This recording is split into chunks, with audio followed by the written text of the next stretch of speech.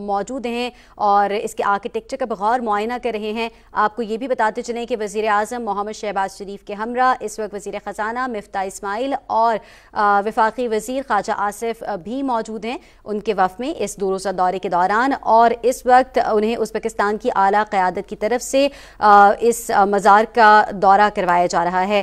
یہاں پر وہ حاضری دینے کے لیے پہنچے ہیں، حضرت خضر کمپلیکس میں موجود ہیں جہاں وہ مسجد خضر اور اسلام کریموف کے مزار پر انہوں نے حاضری دی ہے۔ آپ کو یہ بھی بتاتے چلیں کہ انہوں نے فاتحہ خوانی بھی کی، اور آپ کو یہ بھی بتاتے چلیں کہ انہوں نے اسلام کریموف کے مزار پر بھی حاضری دی ہے اور فاتحہ خوانی کی ہے۔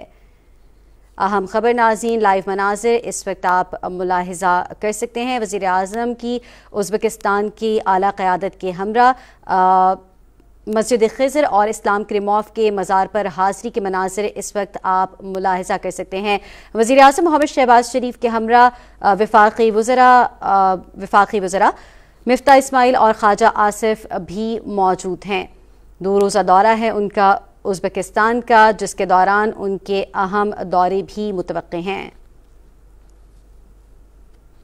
ناظرین، آپ کو یہ بھی بتاتے چلیں کہ وزیر اعظم کی آج کی مصروفیات کے حوالے سے بھی آپ کو اپڈیٹ کرتے چلیں۔ وزیر اعظم اس کے بعد اپنے 2 روزہ سرکاری دورے میں روسی صدر ولادیمیر پوٹن سے بھی ملاقات کریں گے۔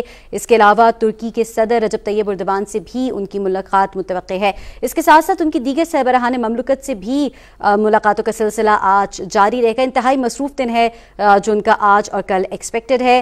آپ کو یہ بھی بتاتے چلیں کہ وزیر اعظم محمد شہباز شریف اس وقت حضرت خضر کمپلیکس میں موجود ہیں جہاں وہ مسجد خضر اور اسلام کریموف کے مزار پر حاضری دینے کے لیے یہاں پر پہنچے ہیں۔ اسد یار ہمارے نمائندے ہمارے ساتھ موجود ہیں۔ اسد، بتائیے گا اس حوالے سے کیا تفصیلات ہیں آپ کے پاس؟